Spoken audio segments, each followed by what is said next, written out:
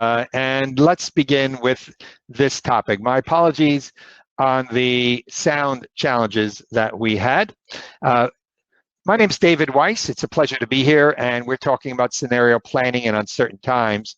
Let's see what we can do in the next 20 minutes to try to understand what you can do to make sure that you are ready for the potential of whatever occurs. And since COVID-19, we all need to be ready for that. A lot of what we're going to be doing is going to be based upon the last few books that I've written, Leadership Gap, Leadership-Driven HR, Innovative Intelligence. So let's dive into scenario planning for uncertain times. Hopefully we'll be able to advance beyond some of these challenges and see some light at the end of the tunnel. There are so many companies that we're seeing nowadays that are unprepared. For example, all of these companies, these brands, are organizations that have closed stores. Some of them have gone out of business. So this is a very significant transition. So much so that Uber Eats is now performing at the same level as Uber Taxi, because no one wants to take a taxi. Who forecasted that? And the unemployment rate has spiked to such a level that it's unprecedented. And even though there is now new hiring that's occurring, and the wage subsidy has certainly been helpful to keep a number of people employed, still in the United States, over 6 million people were unemployed as of April 4th, which is a dramatic change from the 1 million that happened prior to that, even during the recession. We're seeing this even in what people are buying when they go back to school. So you're finding that, for example, the time when you buy the school supplies, now people are buying face masks and shields and sanitizers. It's a different world.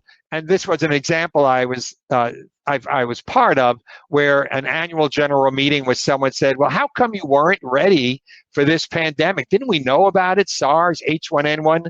And the president gave a response saying, well, we're going to absolutely do our lessons learned from this, meaning essentially, we weren't ready. We weren't prepared, and we should have been ready. Sarah Jordan, in a conference I was presenting at for St. Mary's University, they, in fact, on June 9th, she said, bad companies are destroyed by crisis. Good companies survive them. Great companies are improved by them.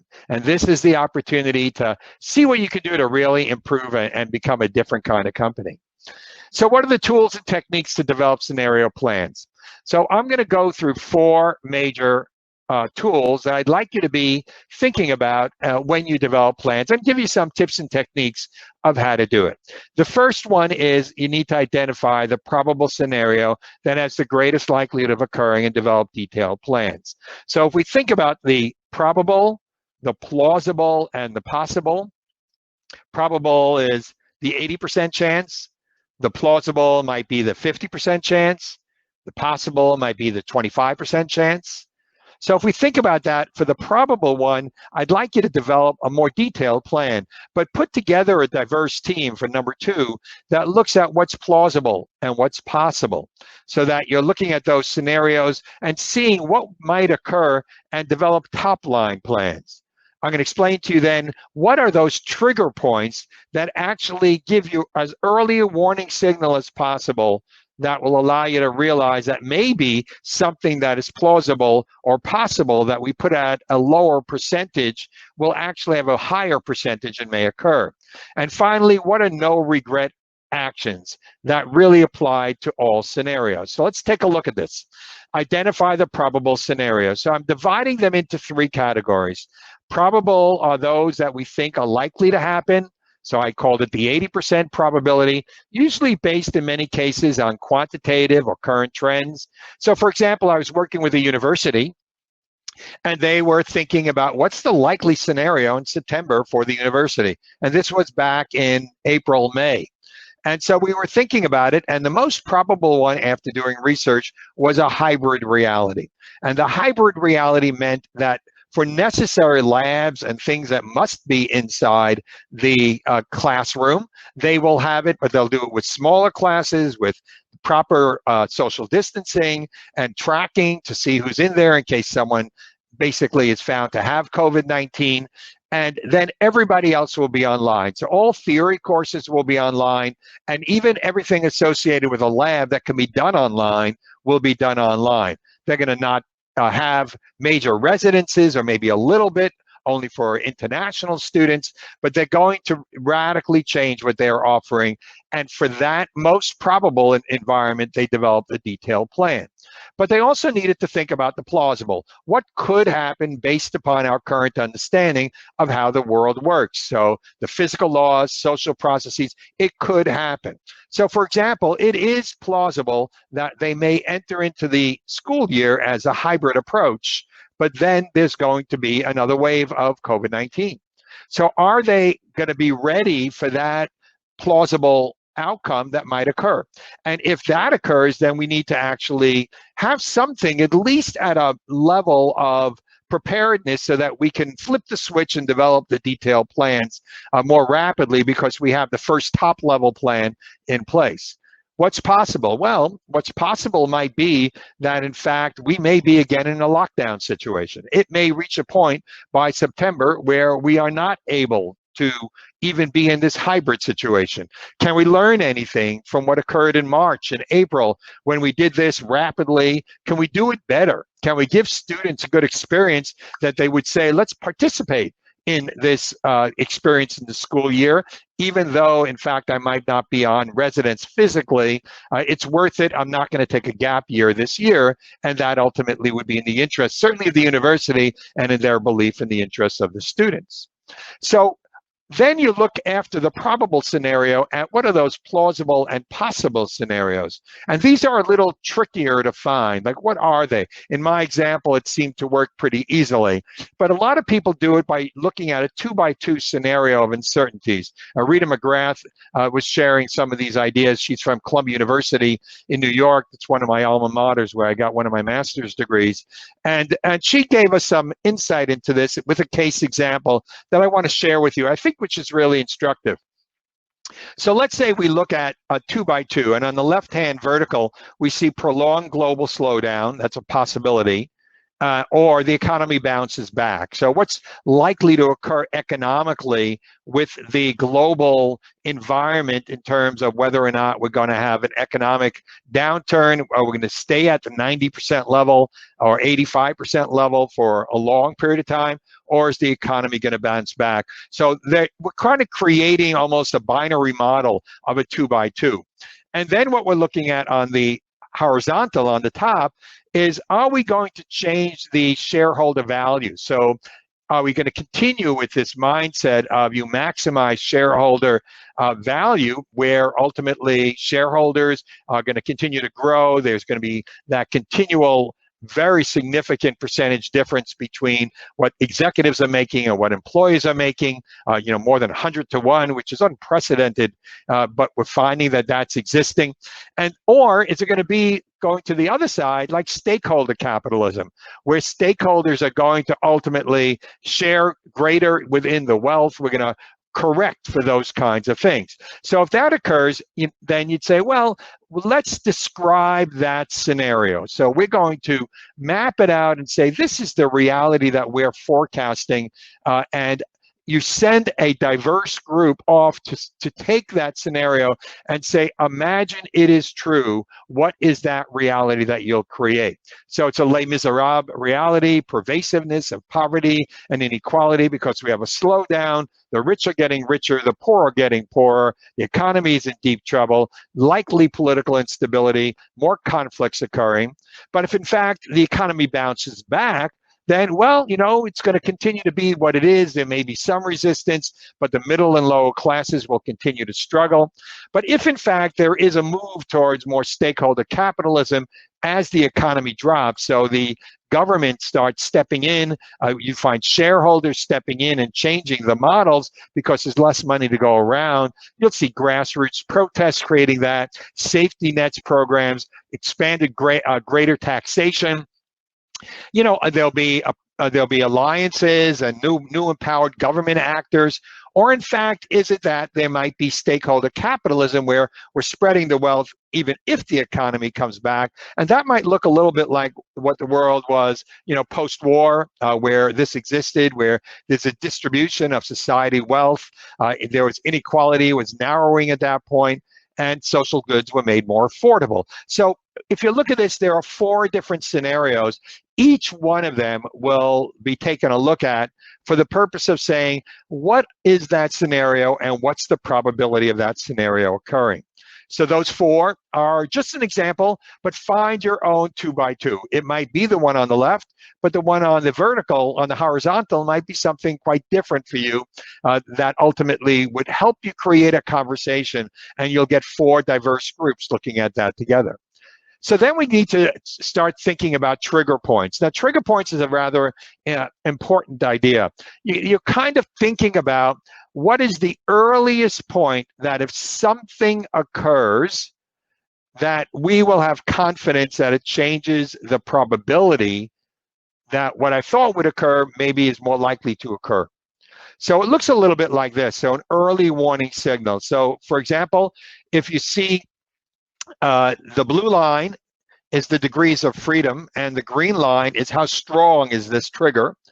And the point you want to really pay attention to is how much before the point where it now hit us full blown that we can actually get a signal, a trigger, that something has happened. So going back to COVID-19, on a lockdown situation, if let's say that's possibly going to occur, and we said that might be a lower probability by September, well, if we start seeing more lockdowns occurring in the States while we're in Canada, then maybe we should start thinking that it could occur here as well, even if we're going to keep the borders tight.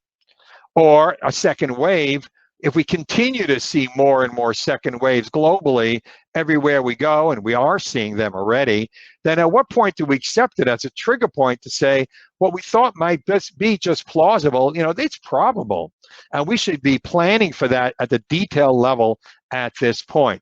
So for example, in our situation where we were thinking about this, well, if now the situation is influential people are loudly critiquing the existing system, visible action by labor, popular support for government safety nets and programs on worker safety, health, widespread protests against systemic racial biases, and so on.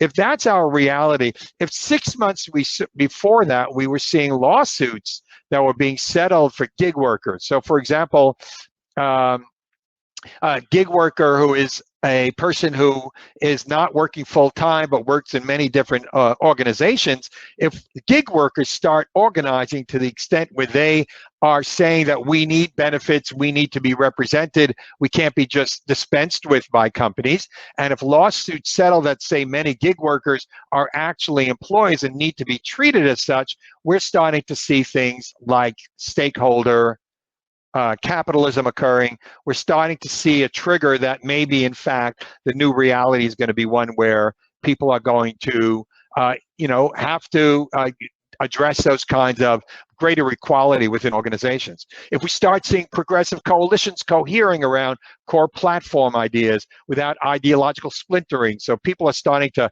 come together, it's no longer my party versus your party, but we all have to band together. If we start seeing that, then maybe, in fact, we're going to see something different. And efforts by influential lobbyists to maintain shareholder focus slows down or even stop. That we're starting. So then all of a sudden, we might say that top right-hand corner, we're seeing triggers where we might have thought that's not going to occur. Maybe we thought that we'd maximize shareholder value and the economy would bounce back. That was our hope. But the reality is, you know what? I think it's probably going to be a global slowdown, and there's going to be legislation, there's going to be activism, there's going to need to be changes within corporations, because that probability is now changing from just being plausible to being probable.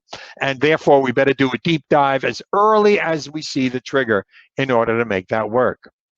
And then you start thinking about no regret actions. What a no regret action essentially is, what can you do that ultimately will make sense no matter what kind of scenario you are thinking about, whether it's the probable, the plausible, or even the possible. So for example, this research study, which came out of the Corona and the Consequences, 10 propositions on the future of digital business models for Industry 4.0, this was in a conference I participated in Berlin. The top three were boosts for digitization and digital business models. So you'd think that, it's a no-lose situation to emphasize right now digital applications. And that would be a real important point for companies to reinvest, no matter what you believe is going to occur, even if you think employees going to come back to the office. Investing further into digitization, voice over the internet, all various kinds of capabilities would be appropriate if you haven't done it yet. Flexibility and agility becomes the basis of competitiveness. So are you now able to adjust and to be more agile, to be able to deal with situations that you would unlikely have thought about in the past, but now we need to be doing? And resiliency of value networks as a new business case. So this becomes some examples of no regrets. You're probably not going to lose no matter what the scenario. Any one of these are correct. So I'll give you a few more. Digital offering and cybersecurity, embedding methodical processes to evolve digital customer offerings, and at the same time ensuring cybersecurity. We should have been doing that before.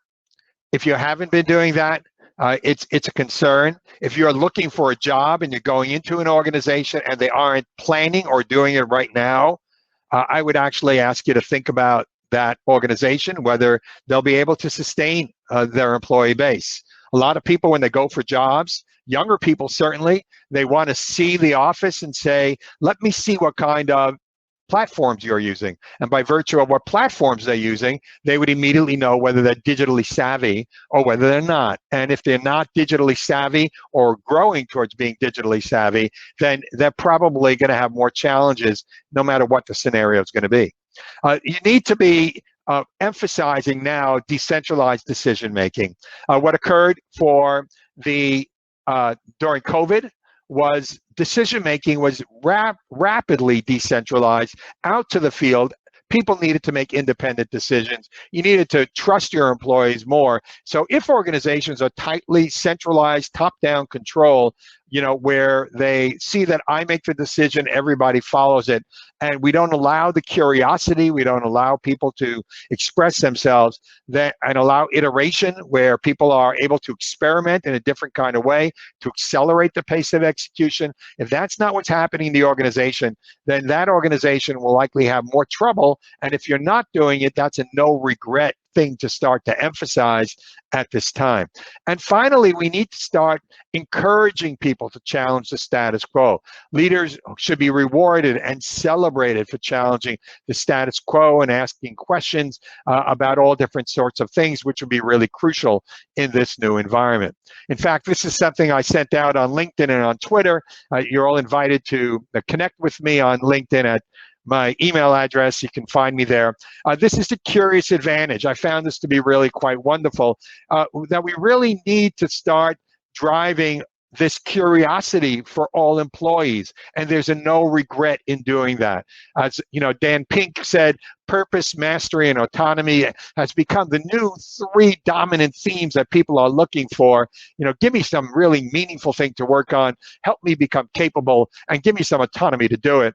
But we need you to be curious. We need you to ask questions. We, as previous presenters talked about belonging, we want you to actually bring your whole self to work, and your whole self as a thinker and as a curious person, and that ultimately becomes a no regret reality. This is a lovely video. I don't know if you've seen it. It's called The Hug Glove. And, essentially, just to show you what this picture is, it's a 3-minute video, which I won't show now.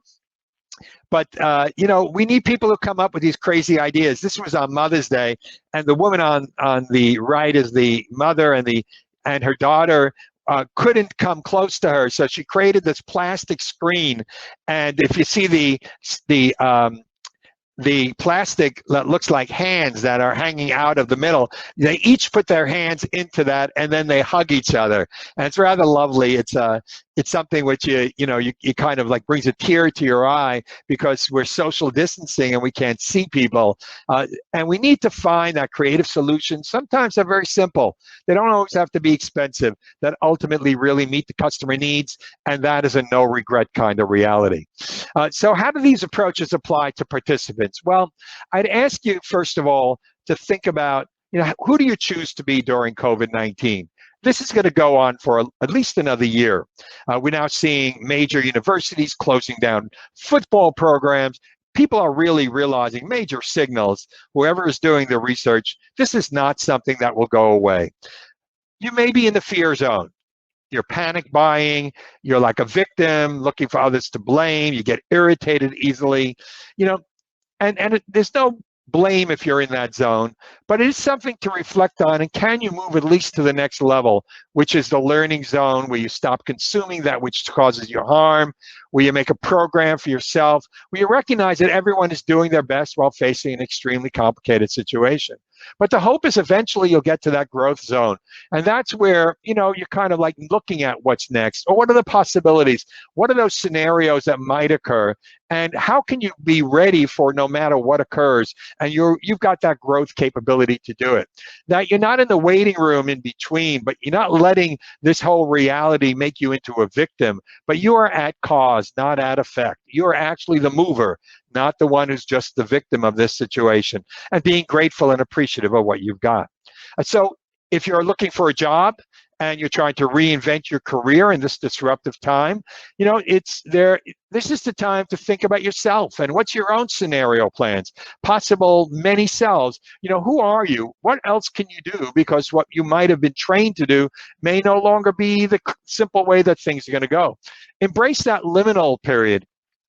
That place between past and the uncertain future.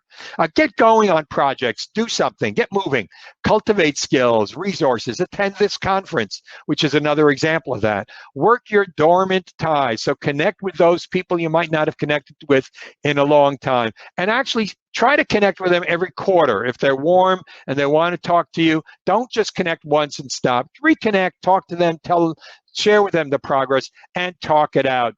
Find someone who you can chat with. Solitary introspection without active experimentation will really lead to a lot of frustration. It really does help.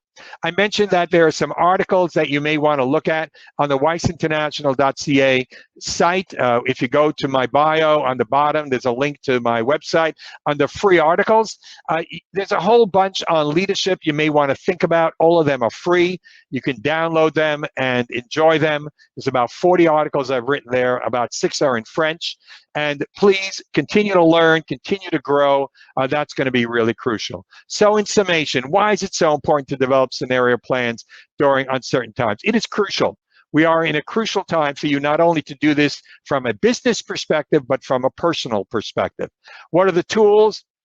Think about the probable, think about the plausible, think about the possible, and create your 2x2s. What are those two major distinct variables, and what do those 4 boxes look like, and what's the probability of each one? And then ultimately think about what are those trigger points, what changes the probabilities, and what are those no regret things you can do that will work no matter what scenario occurs. And please give some thought to this, because this is the time to apply it to yourselves in order to make this work. I want to thank you very much. You're on a wonderful journey. Enjoy the conference, and all the best. I'm Dr. David Weiss at www.weissinternational.ca, and it's a pleasure sharing these ideas with you, and best of luck and stay safe. Thank you very much.